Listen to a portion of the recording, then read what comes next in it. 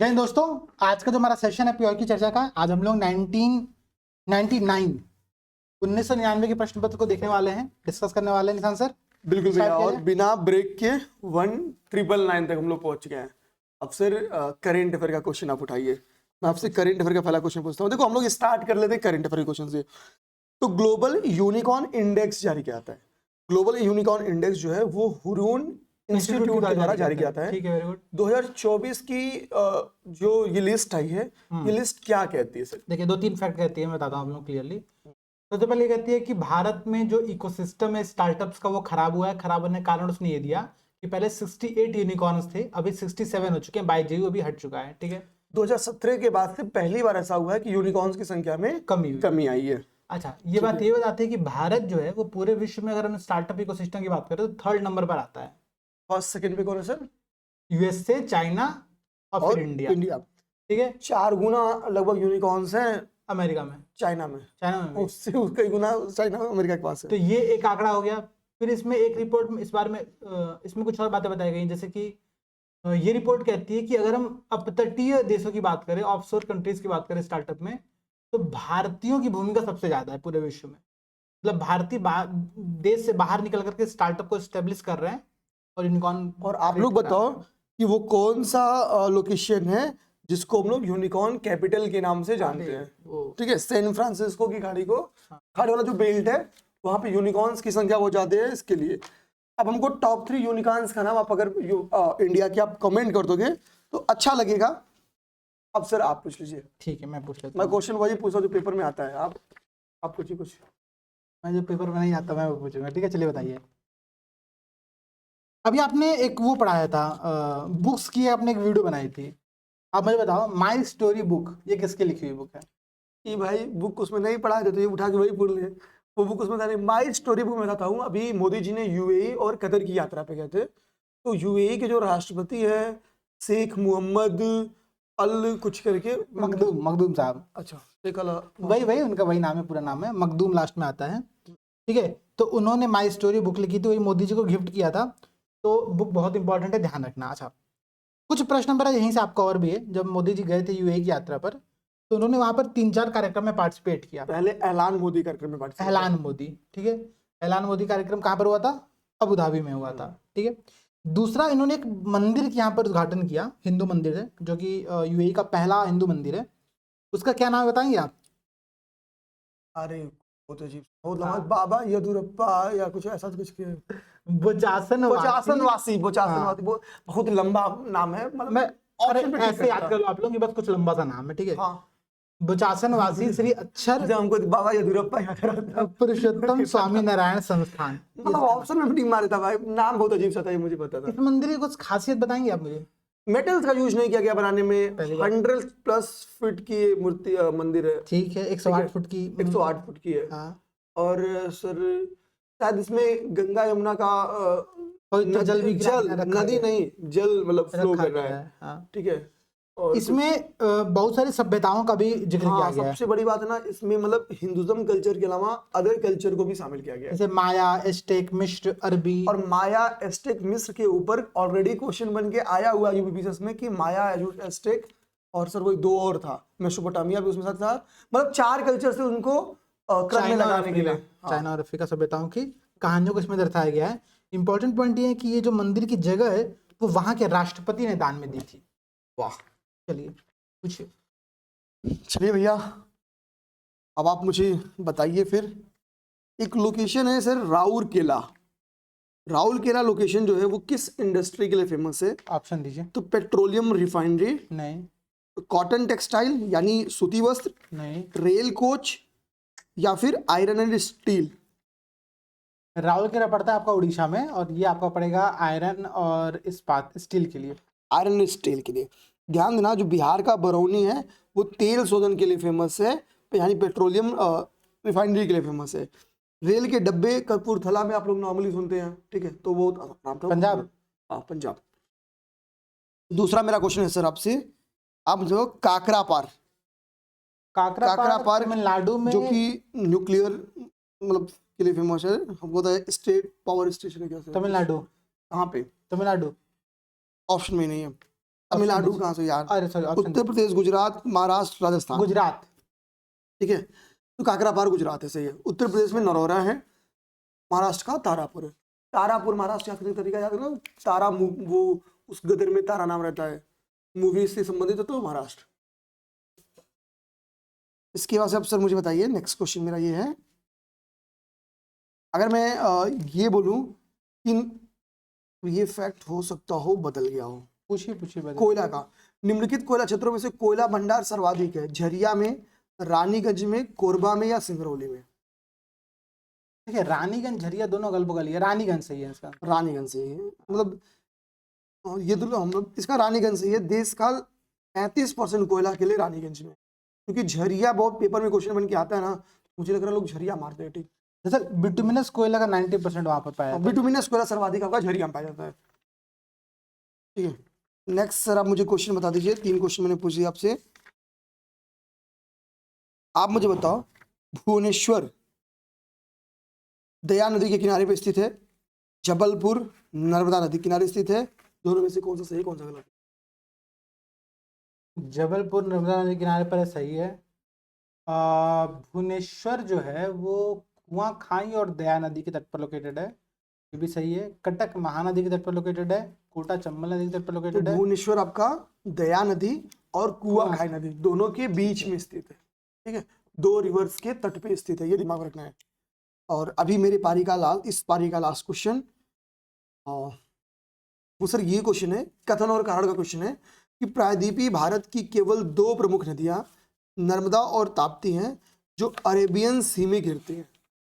Second statement है जो कि कारण है, ये नदियां भ्रंश जनित नदियां हैं। देखिए आप समस्या ये कहता है यार, मतलब जो एग्जाम में सही माना है इसका, ए और बी दोनों सही है और एक्सप्लेनेशन भी है। बट अब कह रहा है केवल 2 प्रमुख नदियां यही है। अरे भाई पेरियार को प्रमुख नदी नहीं मानोगे आप, वो भी जाती है उस साइड में। प्रायद्वीपीय भारत की बात कर रहा हाँ, प्रायद्वीप भारत में नहीं पेरियार। पेरियार लगभग साउथ में है। प्रायद्वीप भारत कहाँ है? आप काउंट कर सकते हैं प्रायद्वीपीय भारत, भाई मैं वो नहीं कर रहा हूँ, लेकिन ठीक है। जैसे अब ये मानते हैं हाँ। केवल 2 प्रमुख नदियां इन्हीं को, नर्मदा ताप्ती को ही मानते हैं, ये इंपॉर्टेंट पॉइंट है। हालांकि साबरमती, माही, ये सब रिवर आपको उधर ही जाती है। तो इसका आंसर मतलब देखिए, ये घटना चक्र में इसका आंसर यही हाँ हाँ, मैं मान रहा हूँ, ठीक है, समझ रहा हूँ। 2 तो सही है। और कथन काल भ्रंश के सारे यही बह रहे हैं, तो इसका मतलब उधर जा रहे हैं। ठीक है, तो कथन काल की व्याख्या भी करता है और सही व्याख्या है। चलिए फिर आप पूछ लीजिए सर। चलिए आप बताइए जल्दी जल्दी। एक्चुअली मैं वो क्वेश्चन नहीं पूछने की कोशिश करूंगा जो इसके पहले हम लोगों ने डिस्कस कर लिया है। लोथल किस नदी के तट पर लोकेटेड है? भोगवा। इसका उत्खनन किसने किया था? लोथल। ऑप्शन देंगे क्या थोड़ा? हाँ, दयाराम साहनी, नहीं, आर.के. बिष्ट, नहीं, एस.आर. राव, इनमें से कोई नहीं। सर राव। एस.आर. राव, ठीक है। वैदिक साहित्य में सर्वाधिक वर्णित नदी कौन सी, सबसे ज्यादा किसका डिस्क्राइब किया गया? Most often described river in the वैदिक लिटरेचर, अर्ली वैदिक लिटरेचर। ऑप्शन दो, सिंधु, शतद्री, सरस्वती, गंगा। सरस्वती। सिंधु।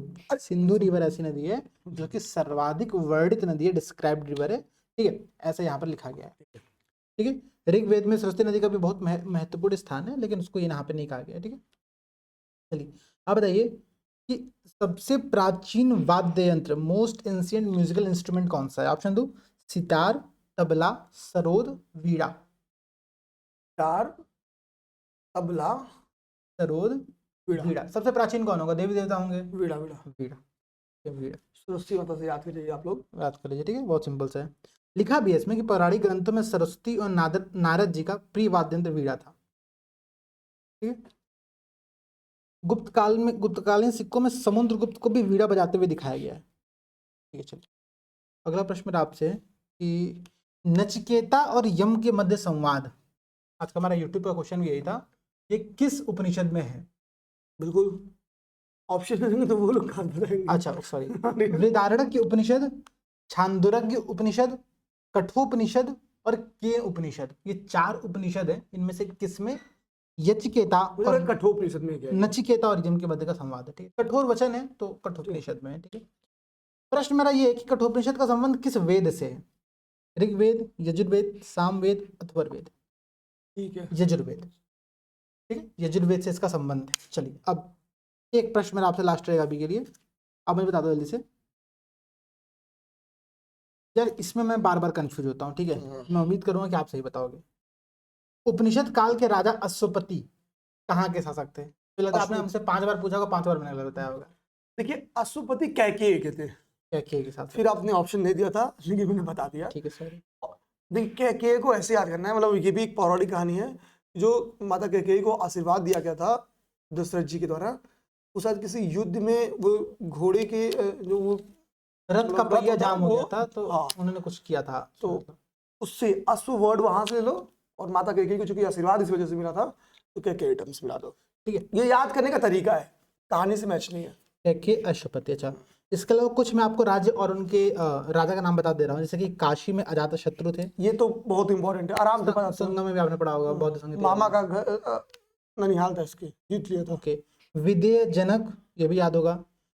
ठीक है, पंचाल प्रवाहर जवाली। हाँ, प्रवाहर जवाली, ठीक है। चलिए अब आप पूछिए सर।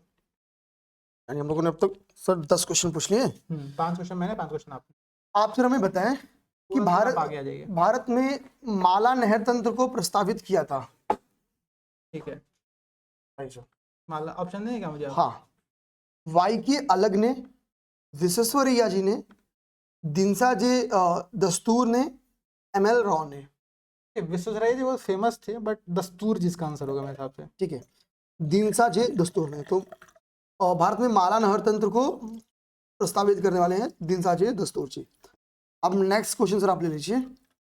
नेक्स्ट क्वेश्चन ये है मेरा, वो है कुछ परियोजनाओं के नाम दे रहे हैं। नागार्जुन सागर, शांत घाटी यानी शांत साइलेंट वैली, दक्षिणी गंगोत्री को भी इंग्लिश में दक्षिणी गंगोत्री लिखा है, और तेलुगु गंगा। कह रहा है कि निम्नलिखित परियोजनाओं में से कौन तमिलनाडु, आंध्रा और कर्नाटक की संयुक्त कार्य है? पुराना क्वेश्चन हो रहा है, बट ठीक है, तेलुगु वाला मान लीजिए। तेलुगु वाला मुझे याद कर लिए, पुराना नया में कोई अंतर नहीं है जरा। ठीक है, बाकी हरि के बैराज हम लोग पहले कर चुके हैं तो ये लोग बता देंगे। अब फिर एक कथन काल के सर इनसे क्वेश्चन पूछ लेते हैं, मतलब आप लोग के थ्रू इनसे पूछ लेते हैं। पहला, दक्षिणी ट्रैप की रेगुर मिट्टी काली होती है। Statement number 1, the regur soil of the Deccan trap is black in colour. Second reason जो है वो है इसमें ह्यूमस प्रचुर मात्रा में पाया जाता है, यानी they are rich in humus. कथन कारण सही है, बता रहे हैं, गलत है, व्याख्या करते हैं। जो रेगुर सॉइल है उसको हम लोग ब्लैक सॉइल भी कहते हैं, काली मृदा भी कहते हैं, कपास मृदा भी इसी को कहा जाता है। इसमें ह्यूमस नहीं पाया था, इसका निर्माण बेसाल्ट के लावा से हुआ है। ठीक है, यही रीजन है कि इसमें ह्यूमस नहीं पाया था। ह्यूमस नहीं पाया जाता इसमें, बल्कि आपको कुछ आयरन मिल जाएगा, एल्यूमिनियम मिल जाता है, चूना मिल जाएगा, बट ह्यूमस अनुपलब्ध रहता है। ठीक है, इस पारी का तीसरा क्वेश्चन, हमें दरारें पड़ जाती है इसमें। ठीक है, ये क्वेश्चन अक्सर रिपीट कर देता है। पूर्व से पश्चिम और उत्तर से दक्षिण, ठीक है, जो एक्सप्रेसवे राजमार्ग है, जो एक्सप्रेस हाईवे है, वो एक दूसरे को कहाँ क्रॉस करते हैं? झांसी में। ऑप्शन में था ग्वालियर, भोपाल, झांसी, सागर। तो झांसी इसका राइट आंसर है। ठीक है, तो जो ईस्ट टू वेस्ट और नॉर्थ टू साउथ एक्सप्रेसवे है वो एक दूसरे को झांसी में कट करते हैं। ठीक है सर, आप नेक्स्ट क्वेश्चन मुझे बताओ कि वृहद ज्वार, ठीक है, स्प्रिंग डाइट लिख रहा है, आता है। 4 ऑप्शंस हैं। जब सूर्य चंद्रमा एक सीधी रेखा में होते हैं, जब सूर्य और चंद्रमा समकोण पे होते हैं, जब तेज हवा चल रही होती है, जब रात बहुत ठंडी होती है। भैया लास्ट का 2 ऑप्शन तो बहुत अजीब था, जब तेज हवा चले और जब रात बहुत ठंडी हो। देखिए, हाई टाइड की बात कर रहे हो ना, उच्च ज्वार की बात कर रहे हो ना। उच्च ज्वार तब आएगा जब सूरज और चंद्रमा दोनों एक लाइन में हो और उनके जो फोर्स है, ग्रेविटेशनल फोर्स है, वो सेम तरफ लग रहे हो। मतलब सीजी की जो या सीजी बोलते हैं ना, जो उसकी स्थिति है, कुछ ऐसे होता है, सीजी की बोलते हैं, मतलब सेम लाइन में होते हैं। ये इंपॉर्टेंट ध्यान रखना है। ठीक है, जब वो परपेंडिकुलर होंगे तो सबसे निम्न ज्वार बनेगा। ये भी ठीक है। आप मुझे बताओ कि वो कौन से प्लैनेट्स हैं जिनके पास कोई सैटेलाइट नहीं है? बुध और शुक्र, बुध और शनि, शुक्र और मंगल, पृथ्वी और बृहस्पति। मरकरी और वीनस, मतलब बुध और शुक्र, स्टार्टिंग के 2 जो ऐसे होते हैं, उनके पास सैटेलाइट नहीं है। जहां तक मैं श्योर हूं तो मंगल के 2 सैटेलाइट हैं, मार्स के। ठीक है, तो बुध और शुक्र इसका सही है। नेक्स्ट, इस पारी का फिर मेरा लास्ट होगा। आप मुझे बताओ सर, स्प्री नदी, स्प्री रिवर के किनारे निम्नलिखित में से कौन सा नगर स्थित है? बर्लिन, लाहौर, न्यूयॉर्क, रोम। ये क्वेश्चन बहुत इजी था बट मैं बता रहा हूँ आपको आंसर। वो मैच द कॉलम में लाहौर रावी से मैच कर जा रहा था। ये रोम है। रोम जो है इटली का, वो सप्री नदी किनारे पर है। सही नाम है? बर्लिन। जर्मनी का बर्लिन जो है वो सप्री। रोम किसके किनारे पर है? रोम टाइबर। टाइबर रिवर के किनारे पर है। हालांकि ये मैच कर जा रहा था क्वेश्चन, मैच कर जा रहा था, इसी के लिए मैंने इजीली हटा दिया ना। बर्लिन स्प्री नदी के किनारे स्थित है, ठीक है, और रोम आपका टाइबर रिवर के किनारे स्थित है। समझे? गर्मी हो रही ना, हाँ कल से थोड़ा सा व्यवस्था करना पड़ेगा। वो नहीं रहा जा रहा है। चलिए नेक्स्ट पूछ लेते हैं, इसके बाद से आप पूछिएगा। आपको मैं क्या करता हूँ, जलवायु प्रकार यानी टाइप ऑफ क्लाइमेट्स बताता हूँ। एक है भूमध्य सागरी, दूसरा है उष्ण कटिबंधीय मानसून, तीसरा है शीत शीतोष्ण, और चौथा है उष्ण मरुभूमि। आपको आप बताइए कि साइबेरिया, बांग्लादेश, वेस्टर्न ऑस्ट्रेलिया और कैलिफोर्निया को मैच कराइए।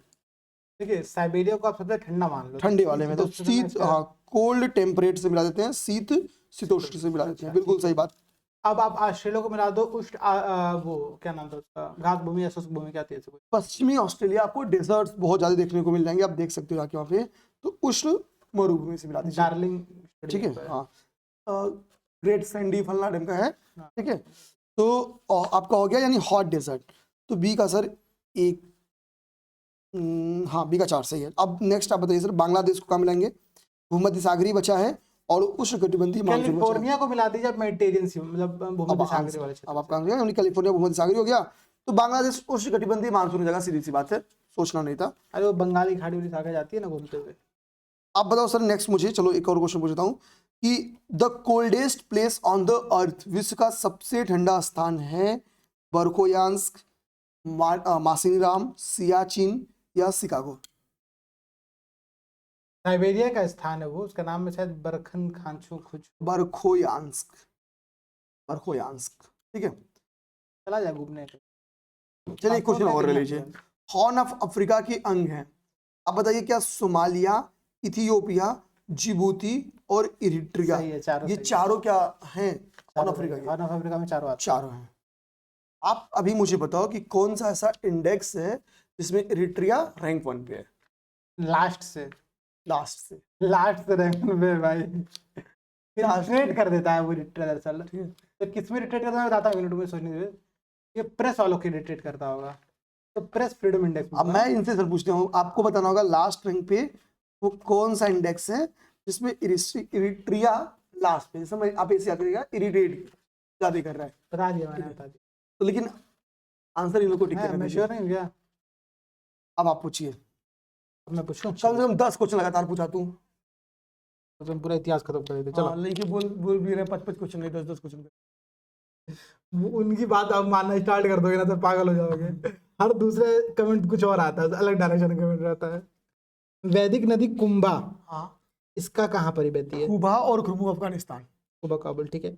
आप बताओ मुझे कि गोमल ये किस नदी का नाम था? गोमल सुवास्तु, गोमल गोमती, गोमती, ठीक है। सुवास्तु स्वाति सर, स्वाति, ठीक है, वेरी गुड। सतलज नदी का क्या नाम था? सतुद्री। व्यास नदी का? बिपाशा। रोशनी, रावी, बितस्ता, झेलम, अस्किनी, चेनाब, ये मतलब क्या है कि वैदिक कालीन नदियों का और वर्तमान के नाम मैच करा रहा था। तो पता ही होगा यार। ऐसा कौन सा व्यक्ति था जो बुद्ध के जीवन काल में ही उनका भाई था, नार गद्दी में जीत दिया? बुद्ध के जीवन काल में ही बुद्ध का बौद्ध जो संघ है उसका प्रमुख बनना चाहता था। तो उनका भाई तो गद्दी पे भी कब्जा करना चाहता था पहले ही, और संघ फिर गद्दी से महत्वपूर्ण। बताओ, इतने बड़े बड़े लोग धर्म का ज्ञान दे रहे दूसरे को और अपने घरों में इतना नौटंकी चल रहा है। सही बात बता था। देवदत्त एंटी था ना, चचेरा भाई था इनका। अच्छा, किसके कहने पर इन्होंने स्त्रियों को बुद्ध संघ में अनुमति दी थी प्रवेश करने? उनका प्रमुख शिष्य है आनंद। और कहाँ पर प्रथम बार मतलब इन्होंने महिलाओं को संघ में शामिल किया था? ठीक है, चलिए अगला क्वेश्चन मैं ऐसा पूछूंगा जो कि सबसे डाउटफुल क्वेश्चन है। इसका आंसर कमेंट सेक्शन में आप लोगों को गूगल सर्च करके, बुक सर्च करके तब देना है, ठीक है? क्यों? आंसर याद होगा क्वेश्चन आपको ये वाला, कि तीर्थ यात्रा के समय सम्राट अशोक निम्नलिखित स्थानों पर गए थे, उन्होंने किस मार्ग से अनुगमन किया था, किस किस रास्ते से होकर गए थे, ये बताना है। इसका आंसर यूथ कंपटीशन की बुक में कुछ और दिया और हुआ घटना है, चक्र में कुछ और है, घटना चक्र में कुछ और दिया और है, सबसे बड़ी बात है थोड़ा मोड़ा अंतर नहीं है, बहुत ज्यादा अंतर है। जमीन आसमान का अंतर है। ठीक है, ठीक, तो अब करना आप लोगों को ये है कि इसका तो आंसर सर्च इसमें करना मेरी है। राय लीजिए तो मैं कहूंगा घटना चक्र के आंसर पे फोकस होइएगा। ठीक, इसमें मैं एक वीडियो शॉर्ट्स बना देने वाला हूँ। अभी मैं एक और वीडियो बनाया हूँ शॉर्ट्स पे एरर के ऊपर, इसको भी बना दूंगा, बट इस क्वेश्चन को अभी हम लोग हटाते हैं, वो आप शॉर्ट्स वीडियो में जरूर देख लीजिए। क्वेश्चन बन के आ जाएगा तो बैंड बच सकती है। आधुनिक देवनागरी लिपि का प्राचीन रूप क्या है? ऑप्शन दे रहा हूँ, खरोष्टी, ब्राह्मी, देवप्रिय, पाली। सबसे प्राचीन देवता ब्रह्मा जी को मानते हैं, ब्राह्मी। ठीक है, तो देवनागरी जो लिपि है, स्क्रिप्ट है, उसका प्राचीन रूप है ब्राह्मी, याद रखना है। ठीक है, ब्राह्मी लिपि बाएं से दाएं लिखी जाती है, बाएं बाएं, बाएं से दाएं, तो सही तो अभी देवनागरी तो ऐसे लिखी जाती है। ठीक है, खरोष्टी लिपि इसकी उल्टी लिखी जाती है, खरोष्टी उल्टी चलती है। ठीक है, आप बताओ कि नंद राजा के आदेश से एक नहर खोदी गई थी, कहाँ पर? कलिंगा में, कलिंग में खोदी गई। कलिंग में वो जीत गए थे, तो वहां से जिनसेन की प्रतिमा लेते जाते हैं महापद्मनंद, और वहां पे एक वेलफेयर काम करते हैं, नहर को लेते नहीं जाते, उखड़वा लेते हैं, मतलब उखड़वा के लेते जाते हैं, मगध लेते जाते हैं। मगध ले आते हैं। बाद में इसी प्रतिमा को लाने के लिए कलिंग नरेश कौन था जिसने युद्ध किया है मगध? हाथी गुम्फा अभिलेख खारवेल का जो राज का इतिहास बताता है, उसी में इस बात का वर्णन है कि नंद राजा ने कलिंग में एक नहर खुदवाई थी। ठीक है, चलिए बताइए, जो तृतीय बौद्ध संगीति हुई थी, इस बात का उल्लेख मिलता है कि वो अशोक के राजकाल में हुई थी। ठीक है, आप मुझे ये बता दो कि किस ग्रंथ में, किस सोर्स में ये बात बताया गया है कि वो अशोक के राजकाल में हुआ था। मैं ऑप्शन दे रहा हूँ आपको, अशोक के अभिलेख, सेकंड दीपवंश, थर्ड महावंश, चौथा दिव्यावदान। चारों बौद्ध संगीति, पहली बात तो याद किया ना, अकाक फॉर्मूला है, एक एक। ठीक है। अब अकाक अशोक काल, नहीं, हाँ, अशोक, कालाशोक, अजातशत्रु, उल्टा बोल दिया, अजातशत्रु, कालाशोक, अशोक और कनिष्क, ये क्रम आप लोग अभी आप जस्ट सुने हैं कि अशोक का तीसरा है। हाँ ठीक है? हाँ हाँ, मैं वही क्रम सही कर लिया। तो अजातशत्रु और अशोक में फंसना नहीं है, जैसे सर फंस गया है। हाँ, अब सर दीपवंश और महावंश से, दीपवंश और महावंश में इस बात का उल्लेख मिलता है कि अशोक के राज्यकाल में तृतीय बौद्ध संगीति का आयोजन किया गया था। ठीक है, वेरी गुड। अब आप यहाँ पर मुझे बता दो कि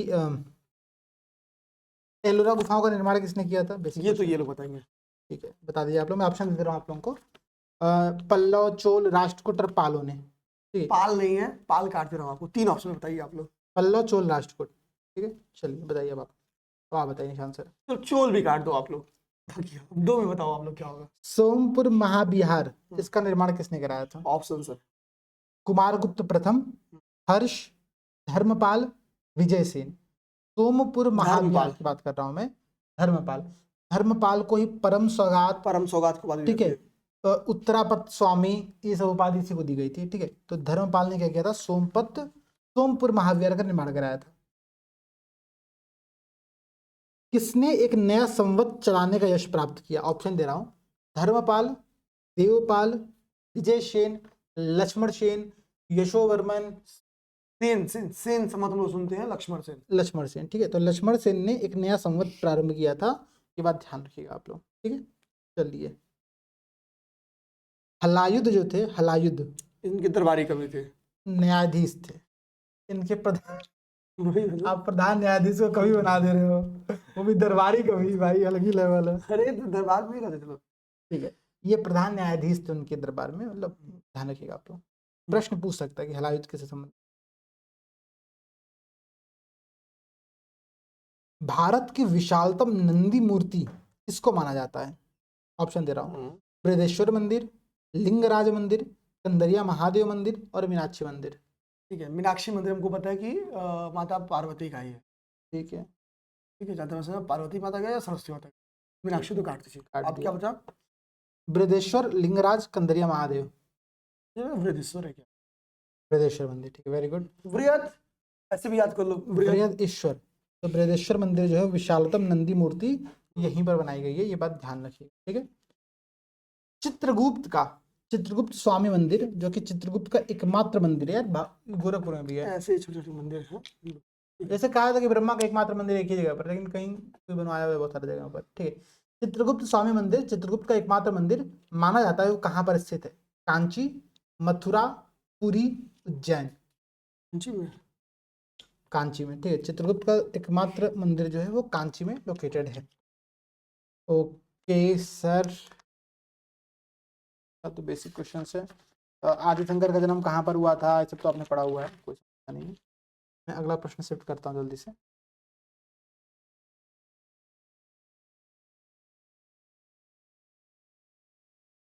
अलाउद्दीन खिलजी के निम्न सेनाध्यक्षों में, मतलब जो जनरल्स थे उसके, उसमें कौन सा तुगलक वंश का प्रथम सुल्तान बना था? ठीक है, ऑप्शन दे रहा हूँ। गाजी मलिक, मलिक काफूर, जफर खां, उलूग खां। इन चारों में से कौन ऐसा था जफर। जो कि कौन था? नाम क्या था उसके बाद में, क्या नाम पड़ता है? बाद में कुछ तो नाम। तुगलक वंश का स्थापना किसने किया? मोहम्मद गयासुद्दीन तुगलक। ठीक है, तो गयासुद्दीन तुगलक गाजी मलिक था। तुगलकों के ही समय में भी गाजी मलिक था। गाजी मलिक था। अच्छा गाजी मलिक था। Sorry sorry. गयासुद्दीन तुगलक का नाम गाजी तुगलक या गाजी मलिक भी था। गाजी मलिक। ठीक है, वो अलाउद्दीन खिलजी का एक जनरल था। विजयनगर साम्राज्य की स्थापना भी तुगलकों के ड्यूरेशन में होती है, बीटी के ड्यूरेशन। हरियर बुक का। ठीक है, वेरी गुड, क्लियर हो गया ना? सिंपल क्वेश्चन था। अब आप मुझे बता दो निशान सर कि निम्नलिखित में से किसने खंबात में, ठीक है, तोड़ी गई मस्जिद के पुनर्निर्माण हेतु who among the following granted financial aid, आर्थिक सहायता प्रदान की थी? ऐसा कौन शासक था जिसने खंबात में तोड़ी गई मस्जिद के लिए पुनर्निर्माण के लिए आर्थिक सहायता दी थी? ऑप्शन दे रहा हूं आपको मैं। चामुंडराय, जयसिंह सिद्धराज, कुमारपाल, महिपाल देव। जयसिंह सिद्धराज। जयसिंह सिद्धराज, वो सिद्ध थे, तो उन्होंने क्या किया था? मस्जिद के पुनर्निर्माण के लिए, ठीक है, अपने आप को सिद्ध कर दिया था। तो जय सिंह सिद्धराज, ये नाम ध्यान रखना है। ठीक है, जय सिंह सिद्धराज। ये सोलंकी वंश या चालुक्य वंश के वो थे, एक प्रतापी राजा थे। ठीक है, अभी मेरा अभी के लिए आपसे लास्ट प्रश्न है। अगर मैं करंट अफेयर से लिंक करूँ तो भी कुछ पुस्तकों को मेमोरी ऑफ द वर्ल्ड में कुछ शामिल किया गया। ठीक है, पंचतंत्र का। हाँ, अब प्रश्न मेरा ये है, सुहेली, अनवर ए सुहेली। अच्छा, अनवर ए सुहेली, इसकी वो कौन है? लेखक कौन है? ऑप्शन दीजिए और आप लोग बोलिए। ये तो नहीं ऑप्शन है मेरे पास। ठीक है, अबुल फजल फजल है क्या? अबुल फजल फैजी, तो ये ऑप्शन दे रहा हूँ मैं आपको। अबुल फजल। बनायुनी अबुल फजल का भाई था फैजी, अबुल फजल है, सगा भाई था। अरे वाह। बंदायुनी ने महाभारत को रज्मनामा नाम से लिखा है। बता नहीं बोले फिर भाई। नहीं, बंदायुनी ने महाभारत को रज्मनामा नाम से लिखा हुआ है। अनवर ए सुहेली पंचतंत्र का फारसी अनुवाद है, जो कि अबुल फजल के द्वारा लिखा गया है। प्रश्न आपसे मेरा ये है कि वो मेमोरी ऑफ द वर्ल्ड में और कौन कौन सी बुक शामिल की है भारत की? उसमें 2-3 बुक का नाम जैसे बहुत फेमस है। एक तो रामचरितमानस है, रामचरितमानस है। एक आपका पंचतंत्र हो गया।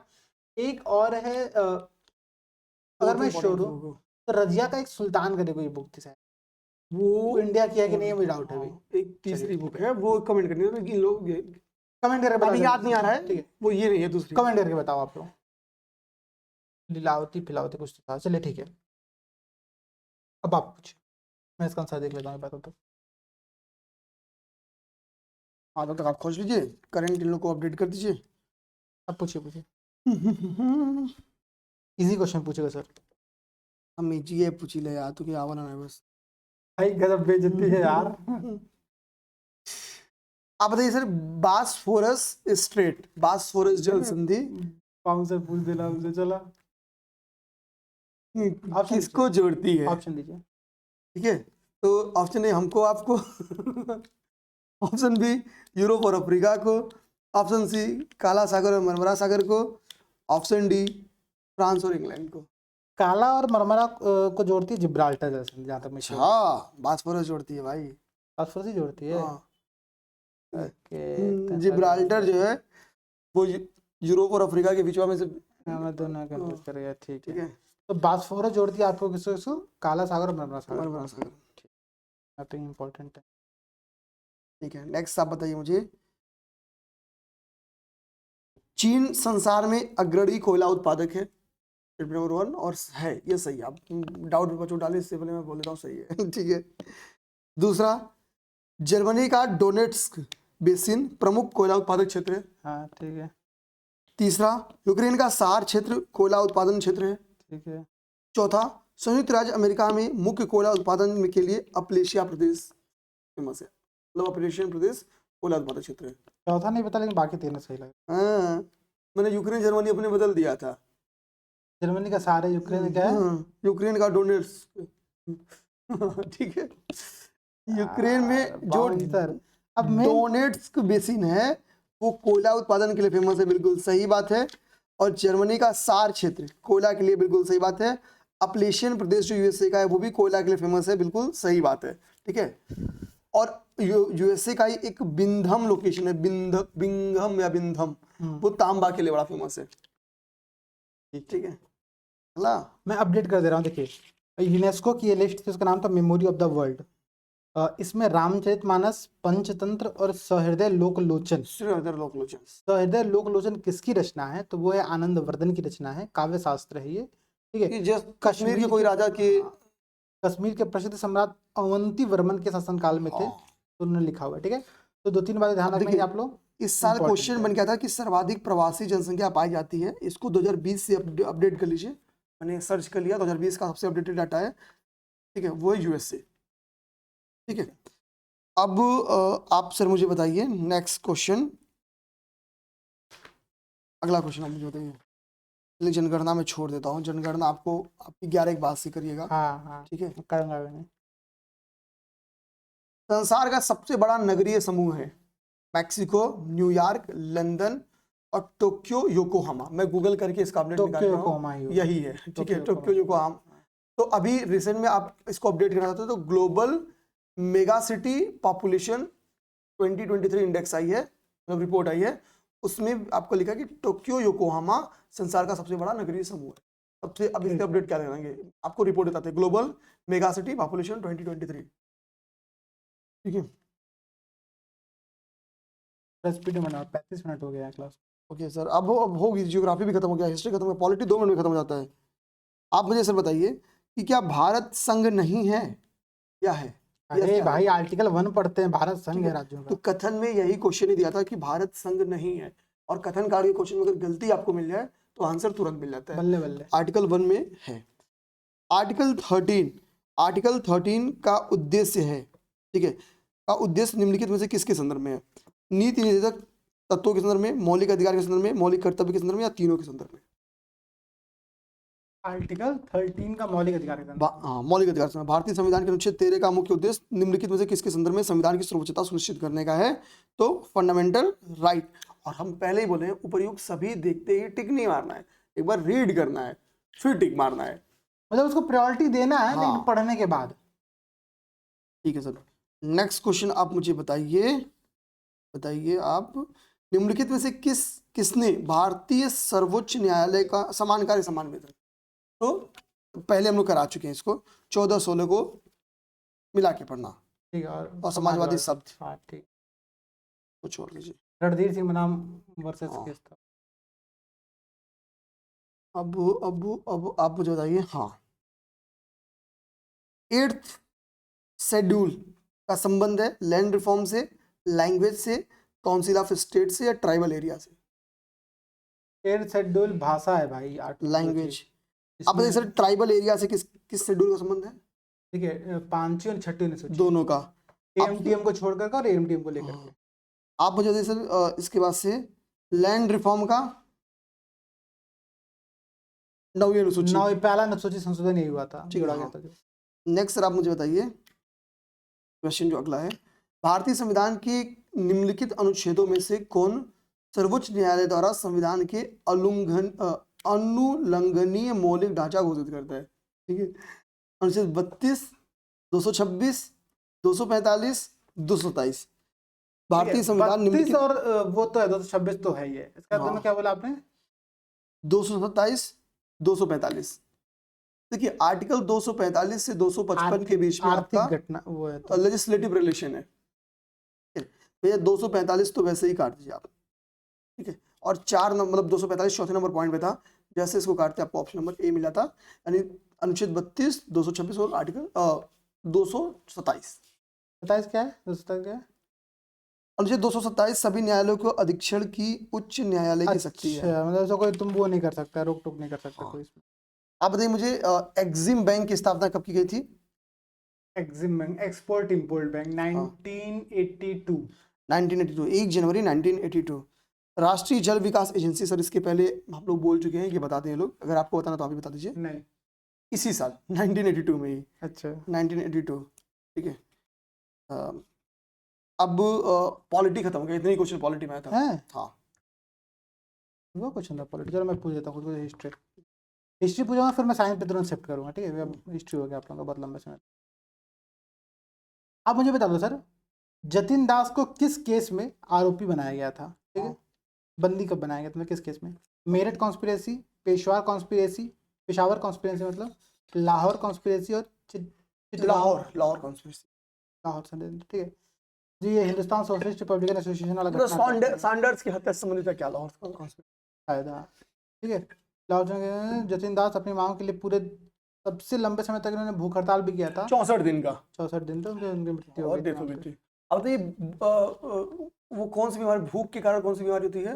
मैरास्मस, हाँ शायद, जिससे मौत हो जाती है ना, ये शायद इसमें क्वेश्चन बन मैरास्मस, के आया है। हाँ मैरास्मस है शायद। आपसे मेरा प्रश्न है कि, अच्छा हाँ, एक करेक्शन भी था। महात्मा गांधी जी हाँ सबसे भैया। पहले 1901 के कलकत्ता सत्र में कांग्रेस में शामिल हुए थे, दिखाई दिए थे। और हम लोग से मुझसे मेरे से 1905 गलती से 1905 निकल गया था। निकला, ठीक है, ध्यान दीजिएगा, मतलब थोड़ा सा करेक्शन से बचना है। ऐसे हालांकि देखिए हम अपनी तरफ से पूरी कोशिश करके आते हैं, लेकिन वो कभी कभी फ्लो एराटा मैंने पोस्ट कर निकल दिया था, जाता है। वीडियो में पोस्ट कर दिया था, ठीक है। चलिए अब मैं एक प्रश्न पूछूंगा फिर तुरंत साइंस पे शिफ्ट करूंगा तुरंत। पराजी विद्रोह का नेता कौन था? ऑप्शन दे रहा हूँ। आगा मोहम्मद रजा, पराजी रिबेलियन की बात कर रहा हूँ मैं, दादू मियाँ, शमशेर गाजी, वजीर अली। साधु मियां। दादू मियाँ क्या थे? आपके फराजी विद्रोह के वो थे, ठीक है, प्रमुख थे। अच्छा अब आप मुझे बता दो जल्दी जल्दी कुछ साइंस के क्वेश्चन है। पहला क्वेश्चन मेरा आपसे ये है कि फादर ऑफ इकोलॉजी क्या है? कौन थे? फादर ऑफ इकोलॉजी,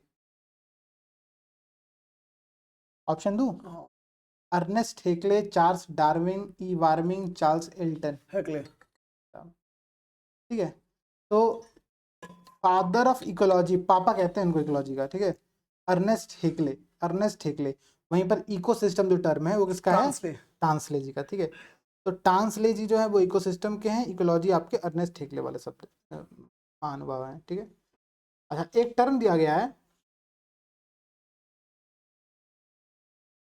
सम पारिस्थितिकी, सिनेकोलॉजी, सिन इकोलॉजी है, ठीक है। कह रहा है कि ये क्या होता है? ऑप्शन दे रहा हूँ मैं आपसे, ऑप्शन समझोगे तुरंत याद आ जाएगा क्या आंसर इसका है, ठीक है। सब ये लोग बताएं उसका आंसर। यह पृथक जातियों के पर्यावरण से संबंधों का अध्ययन करता है। It is a study of individual species in relation to its environment, मतलब एक कोई जाति और पर्यावरण का संबंध। दूसरा कह रहा है it is a study of a complex inter relationship of biotic communities, जैव समुदायों के मध्य जो जटिल संबंध है उसकी अध्ययन करना है।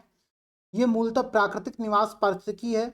It is essentially habitat ecology, या मुख्यतः सामाजिक पारिस्थितिकी है। It is a mainly social ecology.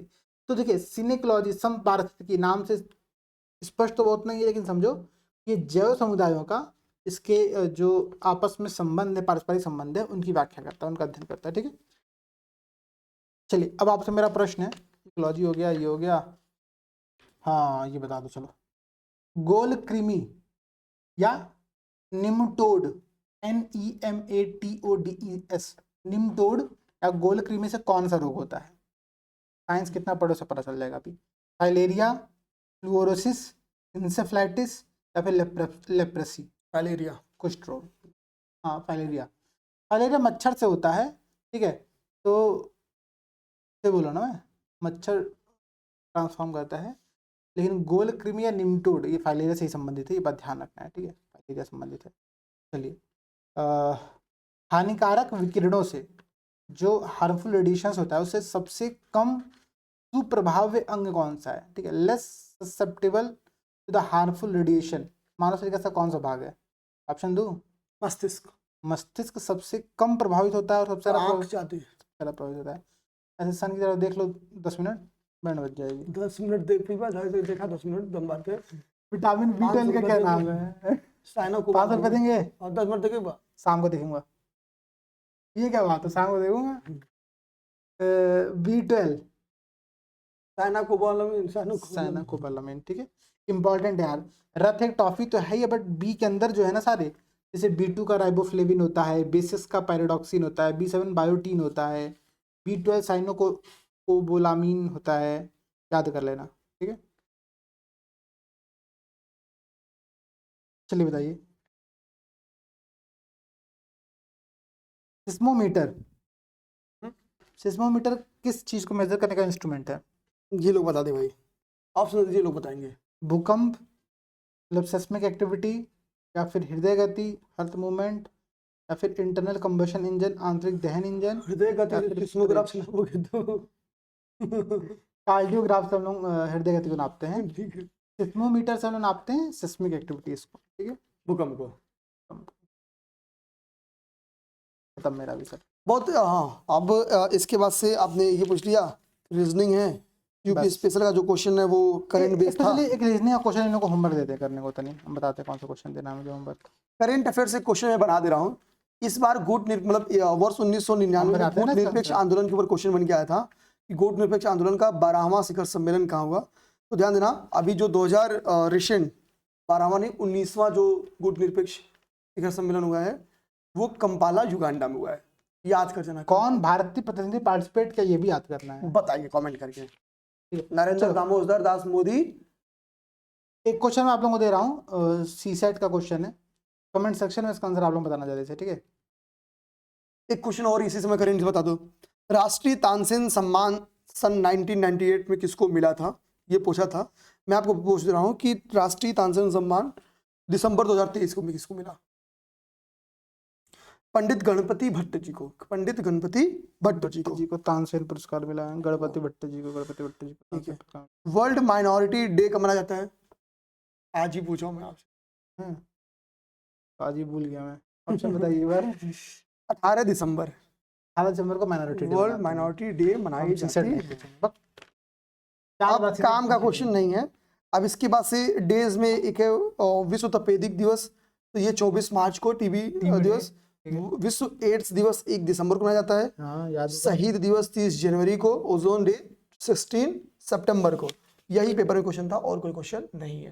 बाकी सारे क्वेश्चन का या तो रेलेवेंस खत्म है या आपके लिए इससे पहले आसानता पड़ चुकी हो। ठीक है, चलो तो सब लोगों को शुभ रात्रि, गुड नाइट, आराम से सोइए। 15 तारीख को मॉक टेस्ट है, सब लोगों को देना है मॉक टेस्ट तो जरूर दो भाई, ठीक है, जरूर जरूर जरूर आना। वैसे बोल दीजिएगा सर जैसे लिखा था। चलिए, जय हिंद सभी को।